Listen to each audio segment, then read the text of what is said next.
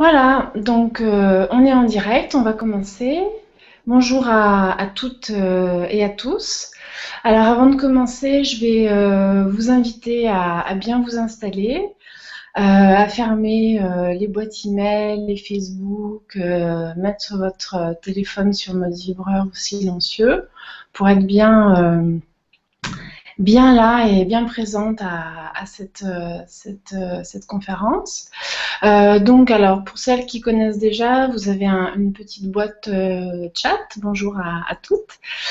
Vous pouvez poser des questions, inscrire des commentaires aussi.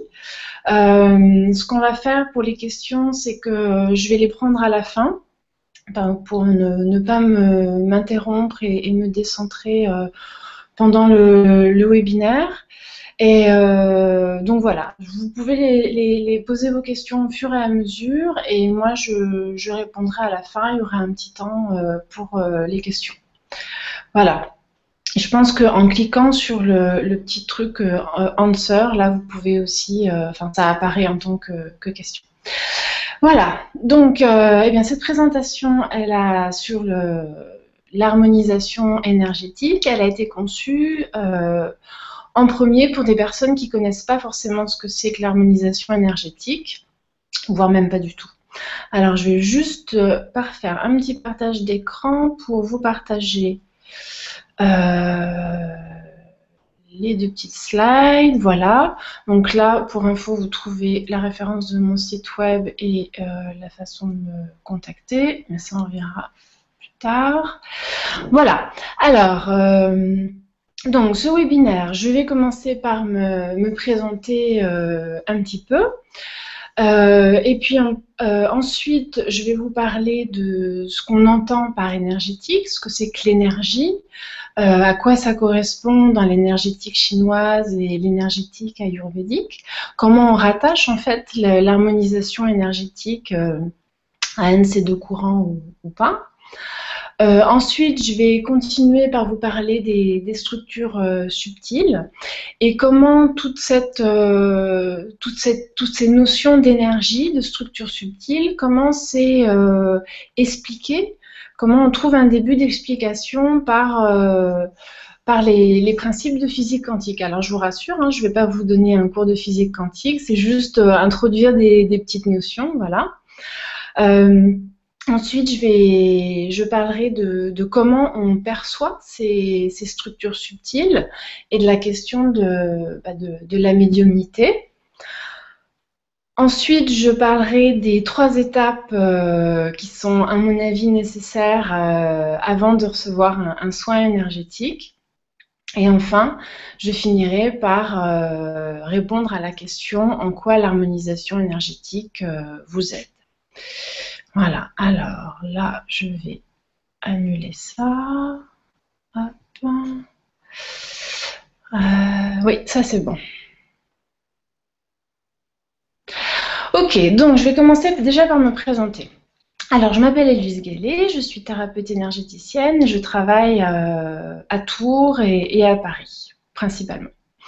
Voilà, donc avant de faire ce métier, j'avais suivi une autre voie, puisque j'ai fait des études de droit et j'ai brièvement travaillé en France. Et ensuite, j'ai travaillé 10 ans pour les Nations Unies en tant que juriste droit de l'homme. Je m'étais spécialisée dans les droits de l'homme. C'est une période de ma vie qui m'a énormément enseignée, qui m'a apporté une certaine forme de structure et de rigueur. J'ai eu la chance de vivre et de travailler aussi à l'étranger avec des gens qui venaient des 4 coins du monde, de découvrir le monde, de me découvrir moi aussi à travers toutes ces expériences. Voilà, c'est une période qui m'a correspondu tout un temps et que je ne regrette absolument pas.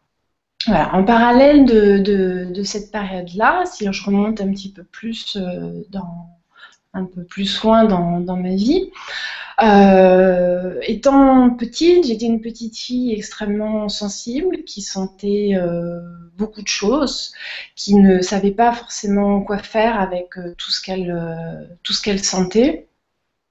Et dès l'âge de 10-11 ans, j'ai commencé à me poser des tas de questions sur y a-t-il un Dieu, est-ce que Dieu existe, comment s'est créé l'univers, qui suis-je, où vais-je, enfin des questions assez existentielles, sauf que moi étant petite, il y avait un côté un peu anxiogène pour moi, toujours dans le contexte où je sentais beaucoup de choses, je ne savais pas forcément quoi en faire.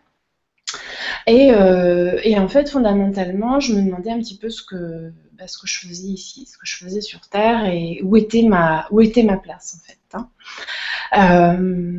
Donc c'était assez anxiogène et je commençais à à expérimenter, disons, un certain mal-être. Donc très tôt dans ma vie, ce goût de me poser des questions, ça m'a aussi donné le goût de chercher des réponses à mes questions. J'avais besoin de comprendre en fait ce qui faisait que je me sentais si mal. Quelques années plus tard, j'ai eu une prise de conscience majeure par rapport à une problématique de ma vie. Et ça a commencé à me mettre en chemin. Vraiment, là, j'ai commencé à un petit peu plus passer à l'action par rapport à résoudre en fait cette problématique. Donc, ma première démarche, qui est une démarche assez classique, ça a été de voir un psy dans un premier temps. Et puis rapidement, j'en reparlerai un petit peu après, rapidement j'ai trouvé que je tournais en rond et que j'allais pas forcément mieux. Et puis vers l'âge de 17 ans, eh bien, j'ai eu la chance de découvrir les soins énergétiques. Et en vérité, j'ai commencé pour ne plus jamais arrêter puisque je continue à me faire accompagner par l'énergétique depuis cette période-là. Alors moi, j'ai pu expérimenter vraiment concrètement comment ça m'a aidé à m'inscrire déjà dans le monde, en fait, dans la société, ça m'a aidé dans mes relations familiales au début, surtout dans mes relations personnelles, plus tard dans mes relations de travail aussi. Ça m'a aidé à me sentir mieux dans mon corps et dans ma tête et à lâcher mes peurs et mes blocages. Au fur et à mesure que j'avançais, il y avait comme des strates qui se nettoyaient petit à petit. Voilà. Et fondamentalement, ça m'a aidé à avancer sur mon chemin et à être plus moi-même chaque jour. Et concrètement, de la petite fille que j'étais, qui avait peur de tout, qui avait peur du monde en fait, à la jeune adulte qui parcourait le monde et qui partait sac à dos toute seule en Inde, et ben il y a eu un sacré chemin de fait. Et ce chemin-là, ben pour moi, c'est tout le travail que j'ai fait avec les soins énergétiques qui a aidé à ça en fait. Hein. Voilà, donc pendant des années, j'ai pas du tout envisagé un instant de devenir énergéticienne. Et lorsque j'ai commencé à me former en 2010, je m'imaginais que c'était une démarche vraiment purement personnelle. C'était pour moi que je le faisais. Même si pendant toutes ces années, en fait, les années auparavant, j'avais rencontré un certain nombre de phénomènes énergétiques qui m'avaient déjà enseigné, en fait, plein de phénomènes que je rencontre maintenant dans mon métier. C'est comme si je les avais déjà expérimentés, un certain nombre d'entre eux en tout cas. Mais bon, moi, je ne faisais pas vraiment le rapport entre expérimenter ces phénomènes et en faire mon métier. Et puis en fait, dès que j'ai touché du doigt un petit peu concrètement les enseignements plus structurés au niveau de l'énergétique, et bien tout s'est enchaîné rapidement et en 2012, j'ai quitté mon ancien métier pour devenir énergéticienne. Donc c'était une nouvelle aventure. Voilà. Mais alors, qu'est-ce que c'est que d'être énergéticienne et de quoi on parle lorsqu'on parle d'énergie? Alors, en ce moment, on parle beaucoup d'énergétique et d'énergie. Et j'ai pu constater que des personnes qui sont peu familières avec les thérapies dites alternatives, dans le sens où on les oppose à la médecine allopathique, ces personnes-là, elles ont tendance à être dans la confusion par rapport à la réalité de ces techniques, que ces techniques recouvrent. Et d'autant plus avec le développement de nouvelles techniques qui s'appuient souvent sur les deux piliers, les piliers principaux des médecines traditionnelles. Donc la notion d'énergie, elle est loin d'être nouvelle, puisque les techniques ancestrales que sont la médecine traditionnelle chinoise et la médecine traditionnelle ayurvédique, aussi les médecines chamaniques, hein, toutes ces approches-là considèrent que l'énergie est comme un élément essentiel de la santé des êtres humains. Ces médecines traditionnelles ont une approche holistique de l'être humain, c'est-à-dire qu'elles suggèrent que le corps, la psyché, l'état émotionnel et même spirituel de l'être humain sont en étroite interaction. Et ainsi, la personne est seulement considérée en santé s'il y a un équilibre harmonieux entre tous ces pôles en fait de la personne. Alors juste brièvement, je vais vous faire un petit partage d'écran. Je vais juste poser les bases de l'énergétique chinoise. Hop, voilà. Est-ce que c'est bon? Voilà. Vous voyez, juste un petit schéma avec les méridiens. Alors, en médecine chinoise, par exemple, l'énergie du corps, on considère que l'énergie du corps emprunte des méridiens dans lesquels elle séjourne 2 heures par jour à tour de rôle. Et à ce circuit s'ajoute le rôle des saisons, la théorie des 5 éléments, que sont la terre, le métal, l'eau, le bois, le feu, et qui correspondent à des organes dominants, rate, poumon, rein, foie, cœur, et à une émotion, et à une saison aussi. Donc en fait, je ne vais pas du tout rentrer dans le détail de ça, parce que ce n'est pas mon domaine d'expertise, mais juste pour savoir que selon la médecine traditionnelle chinoise, c'est l'interaction entre tous ces éléments qui permet la circulation de l'énergie. Et la maladie vient d'un blocage de la circulation de l'énergie. Donc le thérapeute va ausculter la personne, prendre le pouls, il y a différentes techniques, et il va déterminer où est le lieu du blocage. Et après, il y a différents outils tels que l'acupuncture, la diététique, pharmacopée. On retrouve aussi ces principes-là dans le shiatsu et le qigong. Voilà. Alors, j'arrête ce petit partage. Arrêtez, voilà, c'est ça. Ok. Donc, un autre pilier fondamental, et c'est l'harmonisation énergétique telle que je le pratique, ça se rattache plutôt à celui-là, c'est la médecine ayurvédique. Elle implique aussi de soigner le malade plutôt que la maladie. Donc, le thérapeute va avoir plusieurs outils aussi qu'on retrouve, la diététique, tout ce qui est yoga, la phytothérapie, les massages ayurvédiques, etc., les exercices de respiration. Et l'esprit est le même, hein, le traitement aide à rétablir et à maintenir l'équilibre entre votre corps et votre esprit. Donc, pour la médecine ayurvédique, l'homme est constitué d'un corps physique entouré de plusieurs corps énergétiques que nous ne voyons pas, mais que l'on peut toucher d'une autre façon. Ça, on y reviendra ensuite. Et l'énergie entre, elle sort. Alors, je vais peut-être vous partager tout de suite un petit dessin. Voilà, hop, pour que vous ayez une image. Voilà. Donc, vous voyez que ça, c'est un petit peu une image qu'on peut retrouver, que vous retrouvez aussi sur mon site. Donc en fait, selon la médecine ayurvédique, l'homme est constitué d'un corps physique entouré de plusieurs corps énergétiques qui forment comme un cocon, ce qu'on appelle le cocon de lumière. L'énergie, elle entre et elle sort par les chakras et par cette espèce de canal que vous voyez qui s'appelle la Sushumna. Et qui court tout le long de la colonne vertébrale. Et l'énergie, en fait, elle circule dans la Sushumna, entre les chakras, et par ce qu'on appelle les nadis, qui distribuent l'énergie dans tout le corps.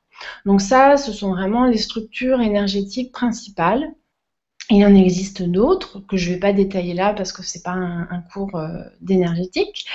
Mais sachez simplement qu'avec l'évolution actuelle de l'homme et les changements énergétiques au niveau planétaire, eh bien, nos structures, elles évoluent.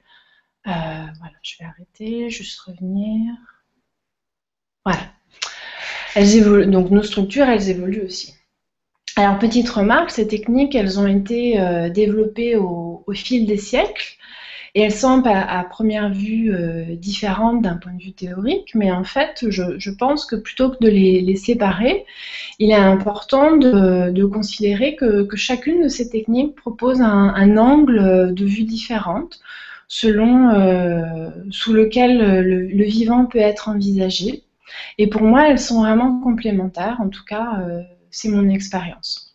Et d'ailleurs, je vais vous partager une petite anecdote que je trouve intéressante. Récemment, j'ai fait un soin à une personne qui fait du shiatsu. Et donc, bon, moi, j'ai des notions de médecine chinoise, mais vraiment, je ne peux pas du tout prétendre que je connais plus que ça. Donc moi, j'étais en train de travailler sur le chakra de la conscience, donc à la base du front.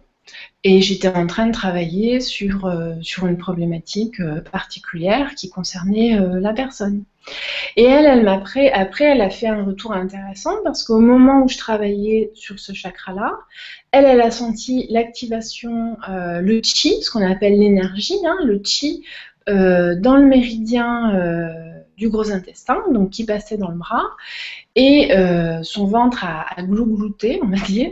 La citerne de Péké s'est mise en route, et elle me disait, bah, il y avait, pour elle, c'est comme si la rate et le foie, il y avait un déblocage. Donc c'est intéressant de voir, comme on voit bien qu'au niveau du corps, ça se rencontre.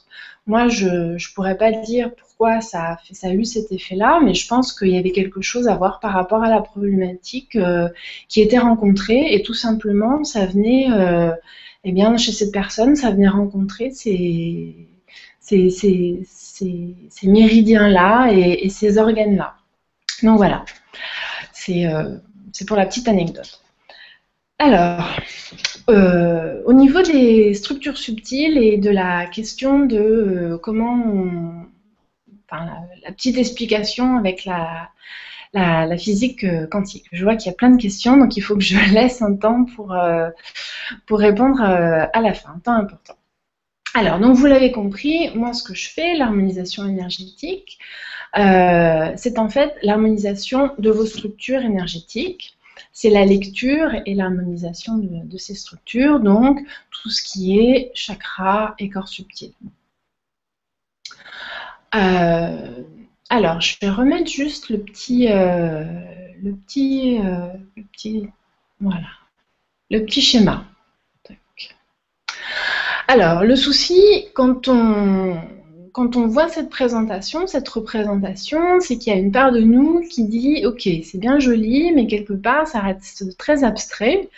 Et pour moi, comme c'est pas perceptible, comme on ne le voit pas, on ne peut pas toucher, bah, quelque part, est-ce que ça existe vraiment? Est-ce que ça fait vraiment partie de moi ?» Alors, ce qu'il faut comprendre, c'est que ces structures, quelque part, ce que vous voyez là, c'est vraiment une représentation pour que ça fasse image, en fait. Mais fondamentalement, ces structures, elles ne sont pas juste posées sur vous. C'est pas que il y a des corps subtils qui vous entourent, et c'est pas que les chakras sont pas juste posés sur vous. Ce que je veux dire, en fait, c'est que ces structures, elles ne viennent pas de l'extérieur. Ces structures, elles émanent du plus profond de vous. En fait, la Shushumna, c'est vraiment cette colonne, ce canal qui vous traverse, qui fait le lien entre le ciel et la terre. Vous êtes comme un médium entre le ciel et la terre. Eh bien, cette Shushumna, elle existe dès le moment de la conception. Dès que la cellule souche se crée, et par la rencontre de l'ovule et du spermatozoïde, et qu'il y a une étincelle de vie sous l'impulsion de la terre-mère. Au cœur de cette cellule existe votre Shushumna, ce canal où coule l'énergie de vie, votre énergie de vie. Et en fait, au fur et à mesure que cette énergie de vie coule dans la Shushumna, eh bien, le corps du fœtus prend forme, matière de plus en plus dense. Et puis, lorsque je vais arrêter le partage pour revenir. Et puis, lorsque le bébé naît, eh bien, ces structures subtiles, elles existent, mais vraiment à l'état embryonnaire, comme si c'était des petits bébés aussi. Et puis, elles ne sont pas encore vraiment formées, elles ne sont pas encore solides, consolidées en tout cas. Et au fur et à mesure que l'enfant grandit, elles vont se former. Et en fait, on dit que vers 6-7 ans, les structures de l'enfant sont formées. Voilà. Alors, ces structures subtiles, elles sont vraiment l'émanation subtile de l'énergie de vie qui coule en vous. Ça, c'est vraiment important de comprendre ça, que ce n'est pas extérieur à vous.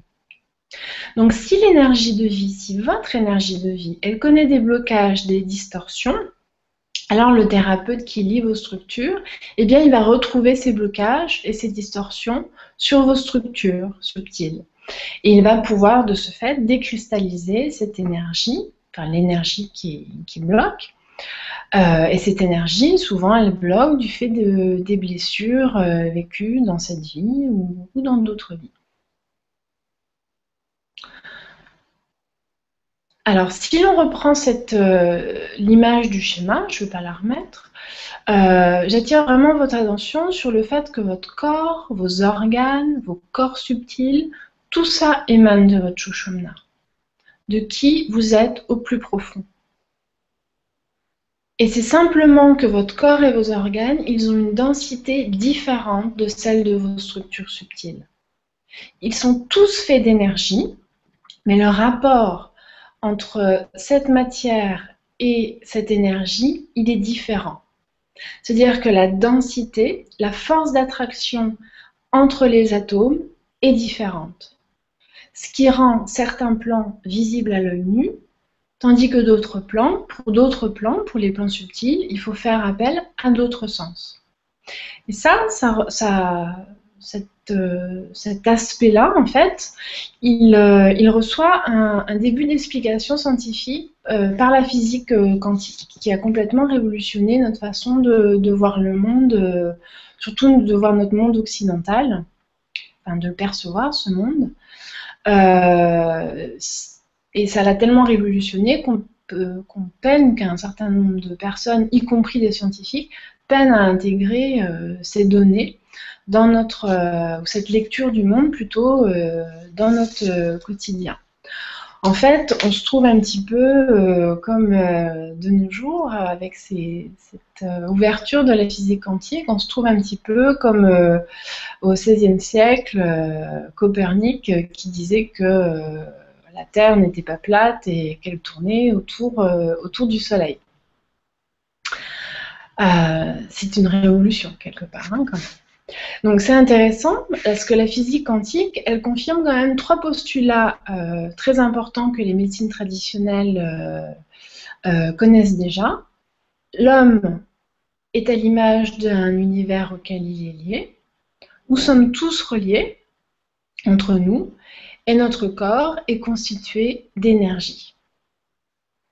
Alors, je vais refaire un petit partage d'écran. Toc. Voilà.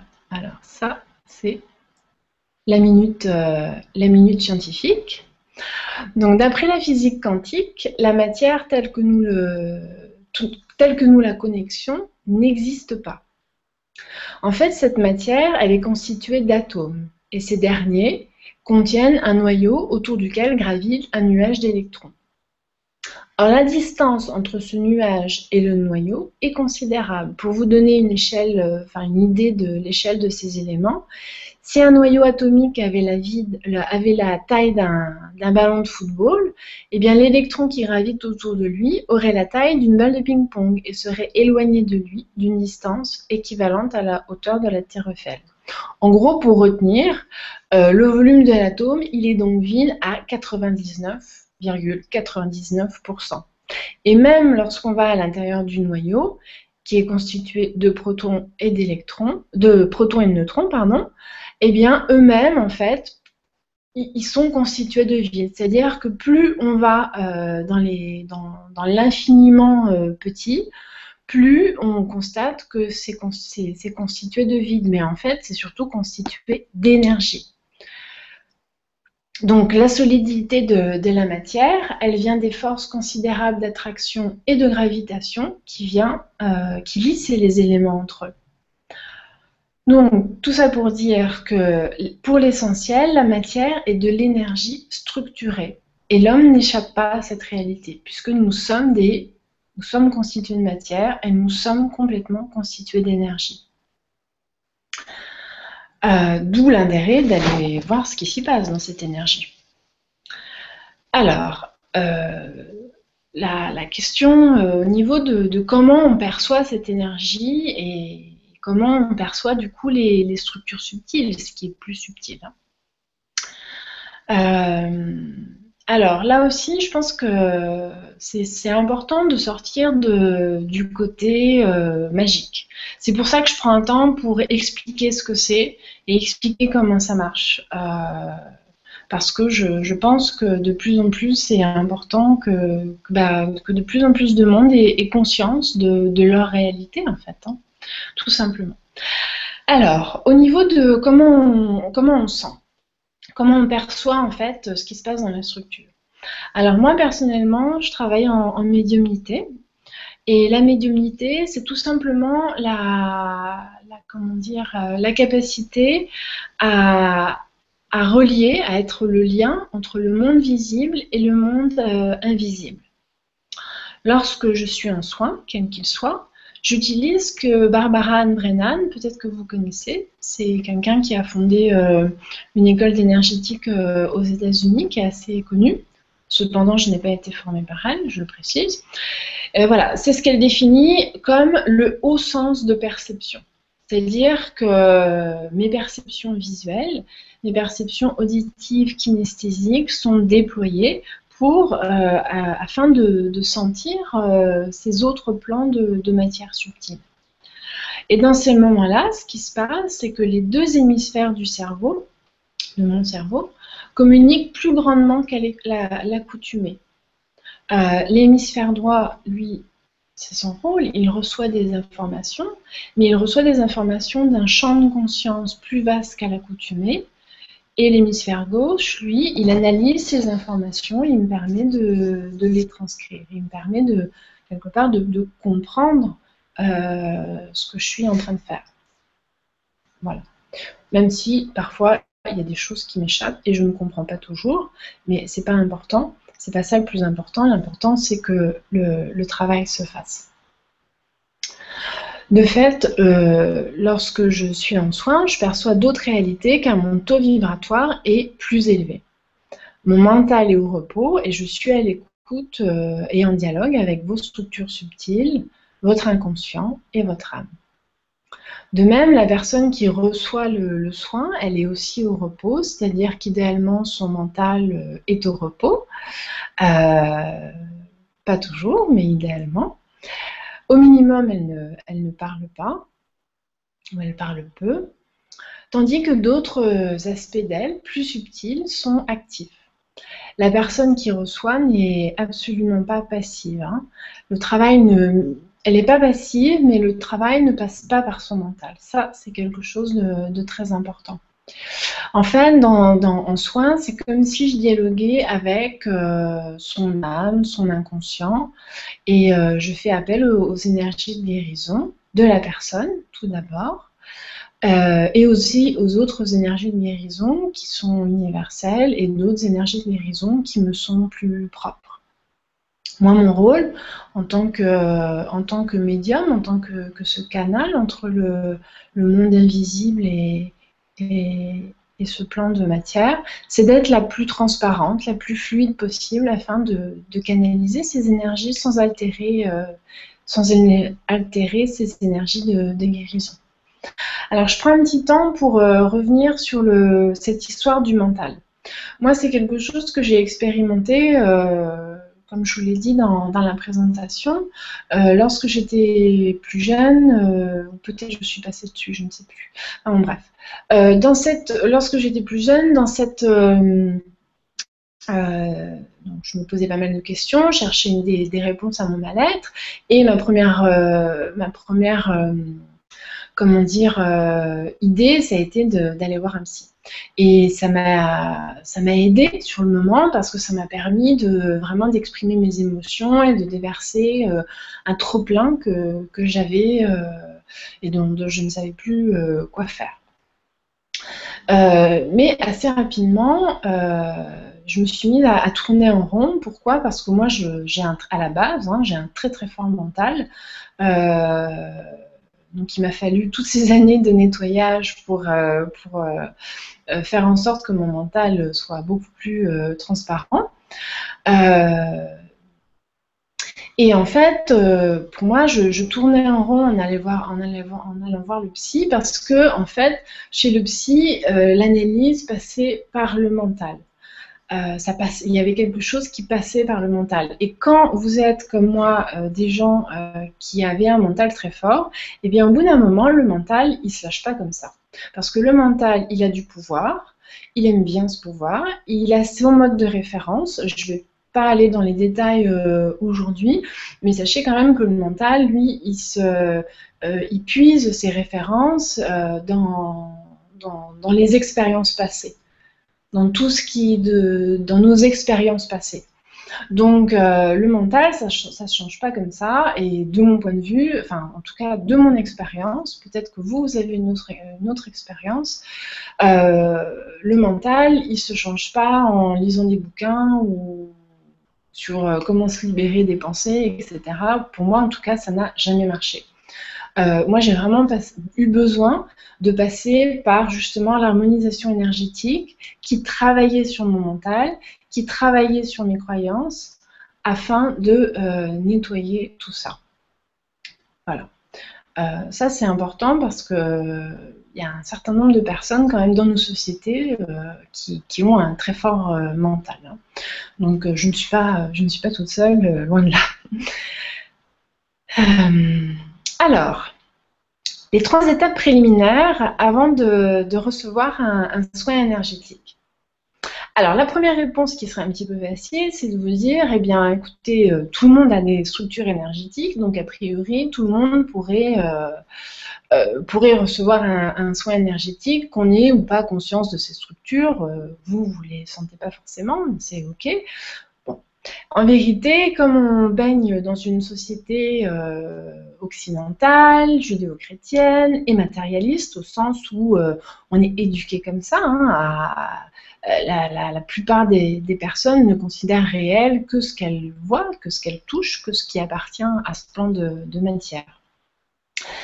Donc, en général, moi, ce que j'ai observé, c'est que la plupart des personnes qui vont faire la démarche de recevoir un soin énergétique, elles sont avant passées par 3 étapes préliminaires. Alors, la première phase, c'est tout d'abord de se poser en soi, d'être à l'écoute de soi, de ce qu'on est vraiment à l'intérieur, de qui on est vraiment à l'intérieur, et notamment d'écouter les parties blessées de nous qui sont en souffrance, car elles ont été blessées et elles ont besoin qu'on s'occupe d'elles. Donc si on est toujours en train de faire quelque chose, de s'agiter, de parler, d'être dans le faire en fait, hein, eh bien c'est tout simplement qu'on a une petite difficulté à se poser en soi. Bien souvent parce qu'il y a des parties de nous qui le savent bien, qu'il y a des parties blessées qui ont besoin qu'on s'occupe d'elles, mais on décide qu'elles doivent rester enfouies, comme si elles allaient se guérir toutes seules. En tout cas, nos mécanismes de protection s'en perçoivent, puisque pour eux, il y a un danger à toucher à ces parties blessées et fragilisées. C'est un petit peu comme si vous aviez une plaie infectée et que vous espériez qu'elle se guérisse toute seule après avoir mis un simple sparadrap. Alors, il est important de se poser en soi afin d'être à l'écoute de notre inconscient qui va pouvoir aussi émerger ce qui est blessé au rythme qui sera le plus approprié pour nous. C'est-à-dire que plus vous êtes à l'écoute de vous-même, plus votre inconscient, il y a vraiment ce processus d'émergence. Hein. Ça peut se passer de différentes façons. Voilà, c'est comme un dialogue en fait, un dialogue entre nous et nous. Ça nous amène à la deuxième phase. Et la deuxième phase, c'est celle de la prise de conscience. Ça présuppose de cesser de se mentir et de se cacher derrière des masques qui nous éloignent de nous-mêmes afin de prendre conscience que quelque chose ne va pas. Alors, c'est pas forcément nécessaire, d'aller plus loin dans la prise de conscience, même si bien sûr ça peut aider. Mais à mon sens, il est quand même nécessaire de poser quelque chose ne va pas, quelque chose bloque dans ma vie. J'ai un problème et là, j'y arrive pas à m'en sortir toute seule. Il y a des problèmes, on y arrive et parfois on a besoin de se faire accompagner parce que ça vient nous chercher dans d'autres endroits en fait, dans d'autres dimensions de nous-mêmes. Alors, les personnes qui refusent obstinément d'écouter leur voix intérieure, leurs besoins profonds, et bien souvent, elles vivent des appels à la prise de conscience sous forme d'événements plus ou moins chocs. Alors, au début, ça peut être des petits chocs, mais si vous ne prêtez pas attention à ces événements, à ce que ces événements vous disent de vous-même, eh bien, de plus en plus, il y a des grands chocs afin de vous réveiller, de réveiller votre conscience. Alors ça peut passer par un mal-être, ça peut passer parfois par des périodes de dépression, par un malaise, ça vient vous chercher dans votre couple, une séparation, des tensions dans le travail, perte de travail, problèmes avec les enfants, jusqu'à aussi accidents et des maladies. Il est important de réaliser que tout ce qui nous arrive nous concerne. Car tout ce qui nous arrive émane de nous. Ça, c'est fondamental. Si vous pensez que ce qui vous arrive est dû à des circonstances extérieures et que vous êtes la pauvre victime d'une grande machination injuste, c'est que vous vous réduisez à l'état de victime qui subit. Il est donc temps de prendre conscience que vous êtes cet être puissant qui crée sa réalité. Et bien sûr, parfois, cette réalité n'est pas ce que vous voudriez qu'elle soit. Et bien sûr, cette réalité, parfois, elle vous blesse. Mais qui est blessé? Il est temps de se poser la question. Avez-vous prêté attention à ces parties de vous qui étaient blessées? Là, je vais vous prendre de l'eau déjà. Je vais partager avec vous une expérience. Parce que c'est... Ce que je viens de dire, parfois, j'entends bien que ça peut heurter certaines personnes. Surtout quand on vit des choses difficiles et qu'on vous dit « Non mais arrête, ne sois pas la victime, cherche en toi ce qui ne va pas, c'est pas toujours évident. » Donc je vais vous partager, mon expérience, ce qui m'a le plus marqué par rapport à cette chose-là. C'était dans les années 2011, donc je travaillais toujours pour les Nations Unies, j'étais revenue de l'étranger, je travaillais à Paris et je me suis retrouvée dans une situation extrêmement délicate pour moi puisque je me suis retrouvée en situation de vivre du harcèlement moral. Et j'étais vraiment dans un état de tension extrême. C'était extrêmement difficile au niveau physique, au niveau psychologique. J'en avais 2 sur le dos, 2 superviseurs sur le dos. C'était la fine équipe. Et j'étais très très en colère. En fait, c'était une époque où je pensais avoir résolu des choses. Je pensais que ça y est, c'était bon, etc. Et c'est comme si je me reprenais tout dans la tête. Donc j'étais très en colère, je trouvais ça injuste, alors que moi je faisais le maximum pour être, la professionnelle, la plus compétente possible, etc. Et vraiment, quand on vous harcèle moralement, vous n'avez pas de répit, hein, vous y pensez tout le temps. Donc, j'étais dans une situation de tension extrême. Et puis, un jour, je me suis dit, mais c'est pas possible que je vive ça. Mais qu'est-ce qui en moi génère ça? Qu'est-ce qu'il y a en moi qui génère ça? Parce que si vraiment tout ce que je vis à l'extérieur, ça vient de ce qu'il y a à l'intérieur, faut vraiment que il y a quelque chose que j'ai pas vu, que j'ai pas senti, que je veux pas voir. Et donc effectivement, ce qui se passait, bah, c'est que, comme je vous l'ai dit, moi j'avais commencé à apprendre l'énergétique en 2010, puis à mon âme qui tapait à la porte et qui, elle, il y avait comme un appel de l'âme à quitter mon ancienne vie et à aller vers une nouvelle vie qui me correspondait vraiment, qui correspondait vraiment à qui je suis. Donc il y avait un appel comme ça, et puis il y avait des aspects de moi qui résistaient. Mon ego, mon mental, qui n'était pas du tout d'accord pour lâcher le job pour lequel j'avais tant travaillé. La masse de travail que j'ai dû accomplir pour arriver là où j'en étais, c'était juste énorme. Il y avait plein d'aspects que j'étais pas du tout prête à lâcher.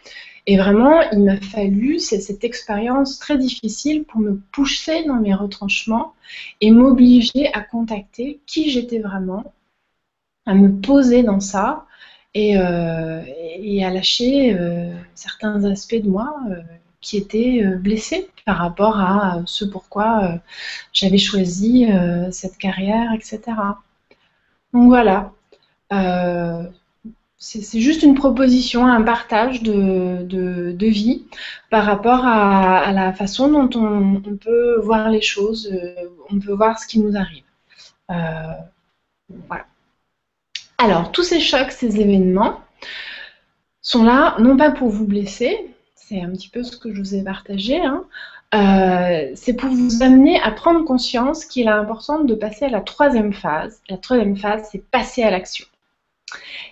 Et partir à la découverte de vous-même, non pas ce que vous croyez être, c'est-à-dire ce que vous avez construit selon votre éducation, votre milieu social, les images projetées par vos parents sur vous, votre ego, votre mental, tout qui vous raconte ce que vous devriez être, ce que vous ne devriez pas être.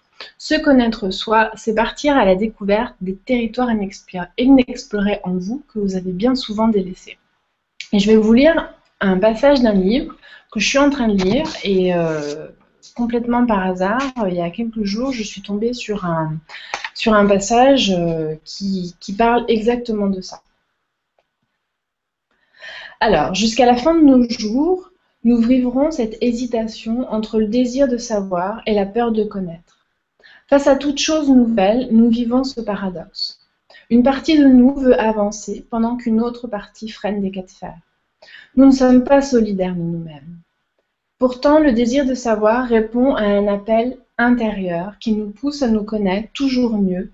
Et tant que nous contenons cet appel et que nos résistances au changement tiennent bon, tout peut continuer comme si rien n'était. C'est un laisser-passer pour remettre au lendemain. Mais dès que nous répondons à l'appel, nous sommes confrontés à l'inconnu. La peur que nous éprouvons est celle de découvrir que nous pouvons bien plus que nous l'avions imaginé. La peur n'est donc pas celle de la mort, mais celle de nous connaître à notre juste valeur. Alors, comme le mentionne ce texte, il est évident qu'il y a des parts de nous qui vont freiner des cas de fer pour ne pas passer à l'action.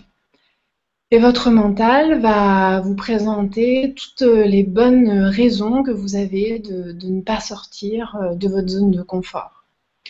En fait, ce qu'il faut comprendre, c'est que cette zone de confort, elle est illusoire et que tôt ou tard, ce que vous avez enfoui, va ressurgir. Surtout en ces temps où les énergies de transmutation sur la planète sont très fortes et sont très puissantes. Et vous me direz, mais qu'est-ce qui fait que ça va ressurgir? Est-ce que ça va forcément ressurgir? Eh bien, en fait, ce qui se passe, c'est que c'est votre âme qui cherche à s'exprimer, qui cherche à rayonner. Et c'est elle C'est elle c'est elle cette énergie de vie qui coule en vous. C'est elle votre moteur. Alors peut-être qu'il y a des personnes parmi vous qui se demandent, mais est-ce qu'on a vraiment une âme? Il n'y a pas vraiment de représentation, on en parle, mais voilà. De nouveau, je vais partager avec vous très brièvement une expérience, ce que j'ai vécu en fait. Donc moi, à l'âge de 17 ans, j'ai vécu une EMI. C'est une expérience de mort imminente. Donc là, c'est pas le sujet, je ne vais pas aller dans les détails, mais pour vous dire que lorsque vous vivez que votre âme, elle quitte votre corps, là, je peux vous dire que vous ne vous posez plus la question est-ce que j'ai une âme, etc. Hein, c'est très très réel, c'est très. Moi, j'ai eu, ça fait partie de mon expérience. Je ne peux pas dire que j'ai eu la chance de vivre ça, mais en tout cas, ça a été une ouverture de conscience. De faire cette expérience, et je pense que certains d'entre vous ont entendu plusieurs personnes faire état de ces expériences, c'est très très fort.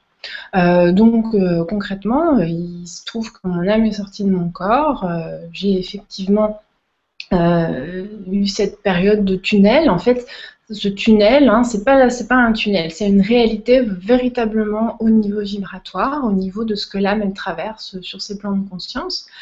Et puis j'ai été discuter avec mes guides et ils m'ont renvoyé dans mon corps. Donc voilà, moi personnellement, je ne peux pas expliquer autrement que l'âme existe. C'est clair qu'il faut en faire l'expérience. On n'appréhende pas son âme avec le mental. L'âme, c'est vraiment quelque chose, votre âme, c'est vraiment quelque chose qui est au plus profond de vous et qui se sent petit à petit, plus vous êtes, plus vous nettoyez des aspects de vous-même blessés, plus vous rentrez en contact avec votre âme. Et plus vous la sentez avec vos sens, en fait. Voilà. Alors, donc, en conclusion, en quoi l'harmonisation énergétique va pouvoir vous aider? Alors, vous l'avez compris, ou c'était peut-être sous-entendu, les problématiques que les personnes rencontrent peuvent être très variées. Ça peut être la répétition de situations douloureuses, des relations conflictuelles ou difficiles avec des parents, des enfants, des compagnons, un mal-être, parfois une dépression, des sentiments d'échec, d'angoisse, parfois la maladie.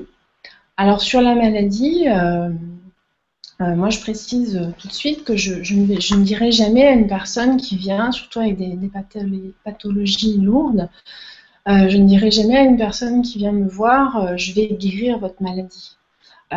C'est pas la façon déjà dont je travaille, et évidemment il faut surtout pas interrompre tout traitement médical. Ça n'est pas de mon ressort. Hein. Moi, le travail que je vais entamer avec une personne qui est malade, c'est de l'inviter à se poser la question qu'est-ce qui fait que j'ai cette maladie en particulier? Qu'est-ce que votre corps, qu'est-ce que votre psyché veut vous exprimer? Quelle partie de vous est blessée? Quels mécanismes distorsionnés ont engendré ces blocages d'énergie? Parce que s'il y a maladie, quelle qu'elle soit, il y a un blocage d'énergie. Là, je vous renvoie à ce que j'ai dit avant par rapport à la médecine chinoise et ayurvédique. Pardon. La vraie question que vous devez vous poser, c'est est-ce que je veux vraiment guérir? Est-ce que je veux vraiment aller mieux? Parce que comme dans toute thérapie, vous y trouverez ce que vous y amenez. L'harmonisation énergétique, ce n'est pas une technique miraculeuse qui va vous sauver de vous-même, parce que vous êtes acteur de votre guérison. Vous êtes au centre de votre processus de guérison. Par contre, c'est vrai que l'harmonisation énergétique, c'est vraiment une technique puissante qui permet un profond nettoyage, une profonde décristallisation de tous ces blocages d'énergie qui sont engendrés par des aspects de vous-même, que ce soit au niveau émotionnel, mental, au niveau karmique ou au niveau du transgénérationnel. Moi, mon rôle en tant que thérapeute énergéticienne, c'est de vous accompagner sur votre chemin et de vous accompagner à découvrir qui vous êtes vraiment, au-delà des images et des croyances que vous avez de vous-même. Donc, dans cette présentation aujourd'hui, je ne vais pas détailler plus approfondi parce que déjà, je vois que le temps passe. Ce qui en réalité peut engendrer ces blocages énergétiques. Mais sachez que si vous voulez aller plus loin dans cette exploration, je vais organiser sur Paris et sur Tours en juin des petites conférences ateliers que j'ai déjà données sur Tours d'ailleurs, d'environ 2 heures, sur le thème du processus d'incarnation et de ce qui peut interférer avec le mouvement d'expression de votre âme. Et dans ces petites conférences ateliers, j'introduis des guidances aussi afin de vous amener à contacter plus grandement votre être profond. Voilà, et puis après, je vous proposerai d'autres thèmes, mais ce sera pour la rentrée. Voilà, donc là, je vais arrêter là et je vais vite prendre les questions parce que le temps file. Alors, je vais revenir en haut. Hop. Alors...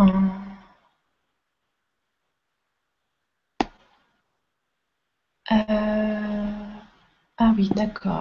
Alors, attendez, excusez-moi, je cherche, j'essaie de prendre dans l'ordre chrono... Oh là là.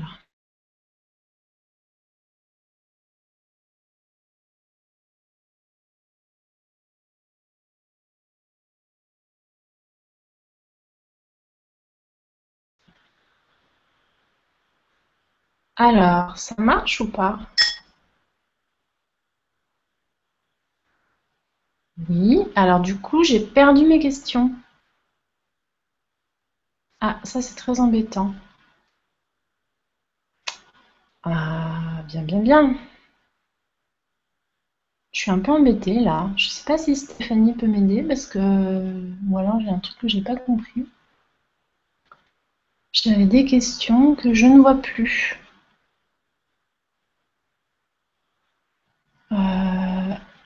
Alors voilà, Stéphanie va me copier les questions. Alors, donc... Alors, Barbara, est-ce qu'il y a des contre-indications à l'harmonisation énergétique et si oui, lesquelles? Alors, il n'y a pas vraiment de contre-indication. Il y a seulement pour une femme enceinte, il est déconseillé à une femme enceinte de recevoir un soin énergétique. Tout simplement parce que quand on travaille sur les chakras, on peut être amené à travailler sur les chakras plexus, hara, base, là où il y a un petit bébé en formation. Et donc, on ne peut pas interférer avec ce qui se passe dans ce processus. Hein. C'est toujours très délicat. Donc ça, c'est vraiment une contre-indication. Après, comme je l'ai dit, les petits-enfants, leur structure énergétique, elle se forme jusqu'à l'âge de 6-7 ans et elle se forme aussi à travers les expériences qu'ils vivent et elles se nourrissent aussi aux structures des parents. Donc, normalement, de l'âge jusqu'à 7 ans, on ne donne vraiment pas de soins aux enfants. Sauf s'il y a vraiment quelque chose de particulier, mais a priori, non. Moi, je dirais que s'il y a un jeune enfant qui a une problématique particulière, je conseillerais déjà aux parents d'aller faire une démarche eux-mêmes au niveau énergétique. Voilà. Sinon, il n'y a pas comment dire, de contre-indication. Alors, autre question, Jennifer. Je pratique le yoga et je me soigne par l'acupuncture, deux disciplines qui touchent à l'énergie. Est-ce que l'énergétique peut être un complément à cela? Eh bien oui, alors totalement. Moi personnellement, je fais du yoga aussi. Je suis totalement totalement convaincue par l'acupuncture et la médecine énergétique chinoise. Et, euh, et, et je trouve, comme je l'ai dit, que l'harmonisation énergétique, c'est totalement complémentaire. Alors sur la question des techniques, en fait, c'est comme si les techniques énergétiques, elles allaient rencontrer différentes strates de l'être humain. Donc il n'y a pas une technique qui est mieux que l'autre, ça vient juste nous chercher dans des endroits différents. Voilà. Et vraiment, allier les deux, pour moi, c'est quelque chose qui est très, qui devrait être très recommandé en tout cas, hein. Donc voilà, vous n'allez pas travailler les mêmes choses aussi en harmonisation énergétique qu'en acupuncture. Mais ça peut accompagner justement ce que, le processus dans lequel vous êtes, ou si par rapport à une problématique particulière. Prenons la colère, par exemple. Vous avez une colère, mais votre colère, ben, vous allez la retrouver dans votre foie et dans votre vésicule biliaire. Donc, l'acupuncteur, lui, il va travailler ça d'une certaine façon. L'énergéticien, enfin, en harmonisation énergétique, on va aussi travailler ça d'une certaine façon, en travaillant sur ce qui a généré la colère, et puis aussi, bon, je ne l'ai pas dit, mais l'harmonisation énergétique, on peut aussi aller travailler sur les organes en enlevant des masses, des choses comme ça. Donc, c'est complémentaire. Pour moi, il n'y a pas de souci. Alors, quelle est la différence entre un praticien en énergétique et un magnétiseur? Bonne question. Alors, en fait, comment dire? Tout dépend du magnétiseur, j'ai envie de vous dire, parce que moi, de ce que je connais des magnétiseurs, il y a des gens qui travaillent de façon très différente. Mais il y a des gens qui travaillent aussi, de moi, en fait, c'est-à-dire que c'est des gens qui travaillent un petit peu à l'ancienne, on va dire, qui vont prendre le mal sur eux ou prendre la difficulté de la personne sur eux ou si la personne a un problème physique, prendre ça sur eux. Et puis il y a des personnes, des magnétiseurs, qui travaillent vraiment en médiumnité et qui canalisent aussi les énergies de guérison. Donc ça, c'est assez... si la personne, elle travaille comme ça peut être... ça peut se rapprocher, ça peut être la même chose. Après, au-delà de ça, il y a toute la question des protocoles aussi. Alors ça, bon, les protocoles... moi, je vous invite à mettre ça de côté. C'est-à-dire que si vous savez pas, vous connaissez pas nécessairement la façon dont l'énergéticien ou le magnétiseur travaille, le protocole qu'il utilise, c'est pas très important. Si vous vous sentez bien avec la personne, si vous sentez que c'est efficace, que ça vous fait avancer, eh bien, il n'y a aucun souci, il y a aucun souci par rapport à continuer avec un magnétiseur. Voilà, je sais que les magnétiseurs, voilà, je suis désolée, j'ai pas de réponse tranchée par rapport à ça parce que ça dépend vraiment du magnétiseur. Alors, voilà. Alors après, Françoise, est-ce qu'il y a un rythme recommandé pour recevoir des soins énergétiques? Alors, les soins énergétiques, le soin énergétique vraiment de base, hein, c'est-à-dire le traitement des structures subtiles, etc. On dit toujours qu'il y a un temps d'intégration d'1 mois. Et le temps d'intégration, c'est vraiment important.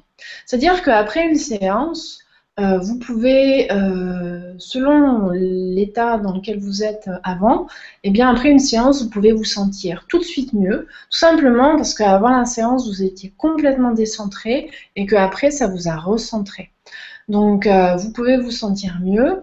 Parfois, il y a des séances où, après la séance, il faut quelques jours pour que le travail s'intègre. Parce que le travail, comme je vous ai dit, c'est vous qui êtes au cœur de votre guérison, au cœur de votre processus de guérison. Donc, le travail, c'est vous qui le faites. Moi, j'impulse quelque chose, mais vous continuez le travail. Et puis, le travail, il a besoin, c'est comme si la lumière, l'énergie, elle continuait à travailler pendant ces 2-3 jours et pendant le mois aussi qui suit. Et puis, ça permet, comme je vous disais, à des aspects de vous blessés, et on en a des tas d'aspects de blessés, hein, ça permet à peut-être de guérir déjà, et puis peut-être qu'il faut y revenir aussi, et puis aussi ça permet à d'autres choses d'émerger. Donc en fait c'est un processus continuel. Alors le rythme de 1 mois, c'est important. Le temps d'intégration, c'est clair que c'est important. Alors parfois, dans votre processus, je dirais, enfin en tout cas, moi je vais vous partager moi mon expérience.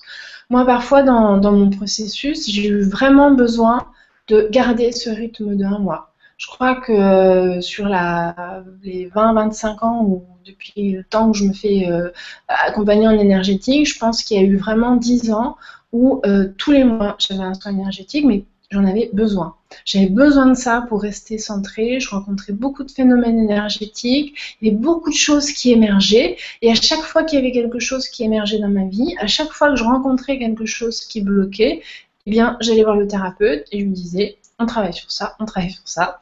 Donc, bon, moi, j'étais assez motivée. Mais autant, il y a eu des moments où vraiment j'avais besoin de faire des pauses. Parce qu'il y a des moments, bah, ça nous brasse. Voilà. Donc, le rythme d'un mois, c'est indicatif. Après, ce qui est important, c'est vraiment de faire comme vous sentez, de vous écouter. Si vous avez besoin de faire des pauses, eh bien, faites des pauses. C'est tout à fait juste. Peut-être vous faites une pause de plusieurs mois, peut-être vous faites une pause d'un an, et puis à un moment donné, vous recommencez. Moi, ce que je recommanderais quand même, c'est faites-vous suivre régulièrement. Parce que, en fait, ce qu'il faut comprendre, c'est vos structures énergétiques, elles sont vivantes. Elles sont pas du tout figées. Quand vous rencontrez une personne, vos chakras, vos corps subtils, tout ça, ça rencontre la personne, ça dialogue avec la personne. Donc il y a plein de choses des émotions, des pensées, il y a plein de choses qui peuvent venir vous déstabiliser. Et donc il y a une notion d'entretien en fait. Il y a une notion d'entretien et plus vous êtes attentive à ce qui se passe en vous, à comment vous vous sentez, plus vous êtes en mesure de dire bon bah là il y a un truc, je suis pas centrée, mes idées tournent pas rond, je suis à côté de la plaque, je rumine, etc. Là il faut que je reçoive un soin. Ou soit j'ai un problème particulier et il faut que je travaille dessus. Voilà ce que je peux dire. Alors, attendez, je reprends dans l'ordre. Béatrice, concrètement, comment ça se passe comment allongé, debout, massage? Alors, concrètement, vous êtes allongé sur une table de massage. Quand on est en soins énergétiques, moi, je travaille vos structures subtiles. Donc, je travaille dans l'éthérique. Concrètement, ça donne ça. C'est-à-dire que je bouge, je fais des mouvements, je suis mon protocole, je vous touche peu. Parfois, je peux être amenée à vous toucher s'il y a besoin, selon ce que je suis en train de travailler en fait. Hein. Mais je vous touche peu, je peux vous poser des questions à vous, à votre conscient. Hein. Si j'ai des images qui viennent et que j'ai besoin de savoir de qui il s'agit ou j'ai besoin de comprendre un petit peu ce qui se passe, euh, comment ça, comment ça résonne en vous en fait. Hein. Mais sinon, le soin se passe allongé, on ne parle pas, enfin vous ne parlez pas. Mais par contre, moi, je dialogue avec d'autres aspects de vous. Voilà. Et puis, il y a des personnes qui sentent rien. Il y a des personnes qui sentent beaucoup de choses. Le corps réagit. Parfois, je peux travailler dans l'éthérique et votre corps va réagir. Vous allez le sentir. Parfois, vous allez être dans un état de conscience modifié, c'est-à-dire que vous êtes présente, mais c'est comme si votre mental lâche tellement que c'est pas comme si vous dormiez, mais vous voyez, comme si vous partiez un petit peu. Hein. Donc voilà. Le travail se fait comme ça. C'est pour ça que je disais que ça passe pas par le mental. Hein.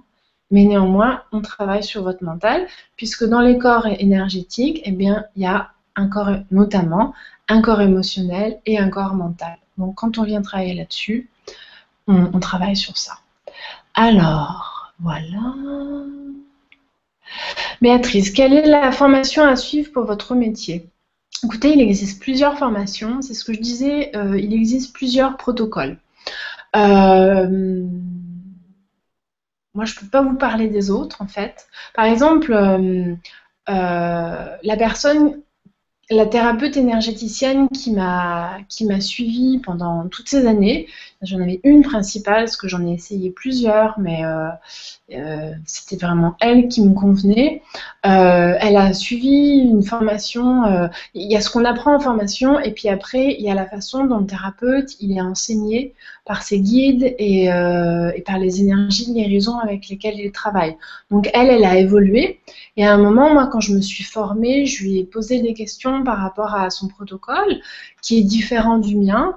Alors moi, si c'est aussi votre question, comment dire, j'ai été formée dans le cadre de l'école En Chemin International, qui a été créée par Marie-Lise Labonté et son mari dans les années je sais plus, 85-90, quelque chose comme ça. Ils ont formé beaucoup de personnes en France, enfin au Québec déjà, en France, en Belgique, en Suisse, en Espagne. Et donc voilà, donc j'ai été formée dans le cadre de ces enseignements-là, par Marie-Lise Labonté au début, puis par des personnes qui avaient été formées par elle et qui ont aussi développé leur processus de médiumnité. Voilà, qu'est-ce que je peux vous dire d'autre? Il y a beaucoup de formations en fait que j'ai faites dans la lignée de cette école-là. Et puis j'ai été formée aussi par une médium suisse qui s'appelle Gladys Binden, qui travaille en Suisse et qui est top au niveau de la médiumnité. Donc voilà, c'est mes deux grosses écoles. Alors, voilà, j'espère que j'ai répondu à votre question. Après, si vous vous posez la question par rapport à des protocoles ou des formations, eh bien, essayez et faites conscience utilisez votre discernement et, voilà. Ce que je veux dire, c'est que ce soit pour le choix d'un thérapeute ou pour le choix d'une école, utilisez votre discernement et faites-vous confiance. Ce que vous trouvez sur votre route, souvent, c'est vos guides qui vous l'ont envoyé. Moi, ça s'est passé comme ça pour Marie-Lise Labonté. Alors franchement, quand j'ai commencé à travailler avec elle, j'avais aucune idée que j'allais être formée par elle plus tard, hein. Donc voilà. Alors, Barbara, est-ce que ce vide, ou plutôt cette énergie entre les éléments de type électron et proton, s'apparente à la théorie des cordes?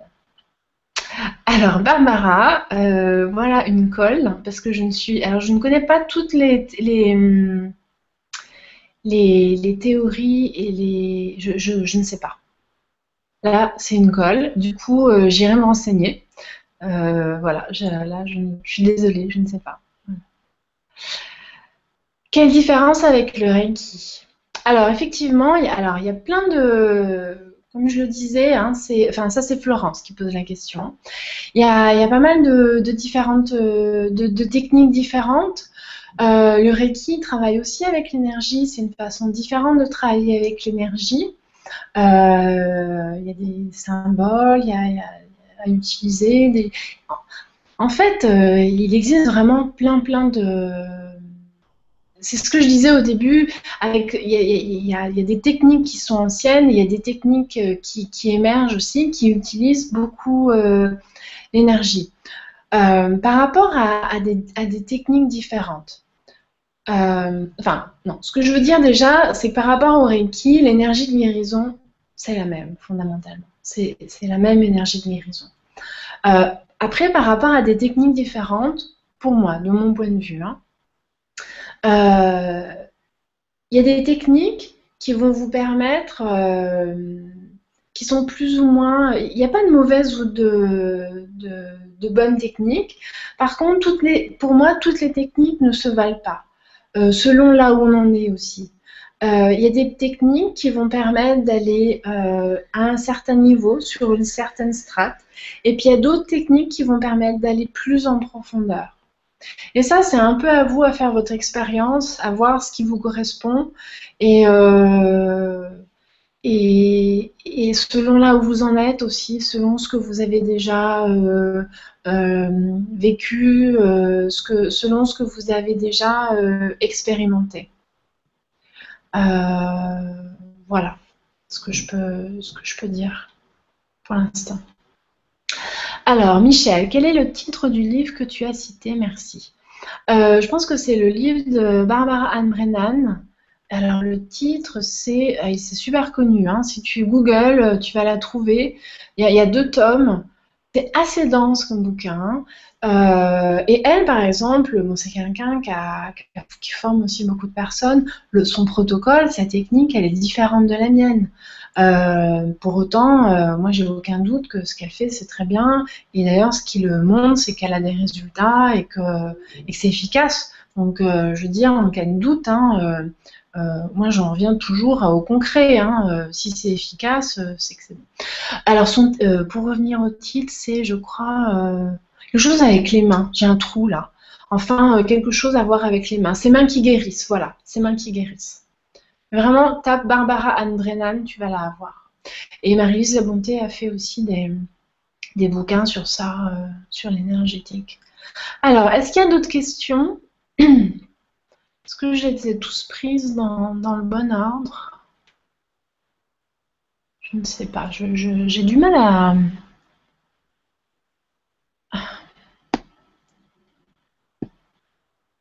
Alors...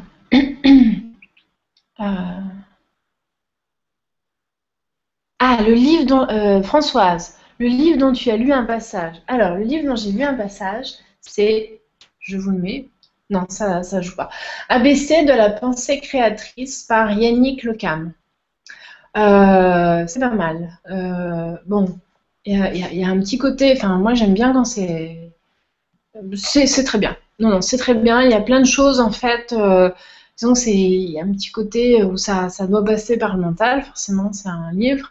Mais je trouve ça très bien. Il y a des idées assez concrètes pour vous aider à créer votre réalité. Voilà. Alors, est-ce qu'il y a d'autres questions?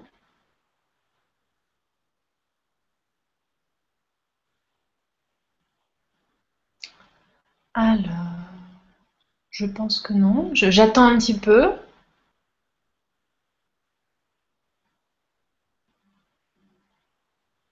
Bah écoutez, si c'est fini, si c'est fini, je pense qu'on va arrêter là. Ouais, je pense là, je vois pas d'autres questions. Voilà, donc eh ben, je vous remercie et si vous avez des questions, n'hésitez pas à me... Enfin, si vous avez d'autres questions après, n'hésitez pas à me contacter via mon site web et l'adresse phoenixbleu@yahoo.com que vous avez vu en début de conférence. Et mon site web aussi, c'est phoenixbleu.com. Donc, vous pouvez me contacter. Voilà, je vous souhaite une très bonne journée et de très belles fêtes de Pâques. J'adore l'énergie de Pâques et j'espère que ça vous a intéressé. Du coup, j'ai pas eu le temps de lire tout le chat. Voilà, je vous souhaite une bonne journée et puis à bientôt peut-être. Au revoir.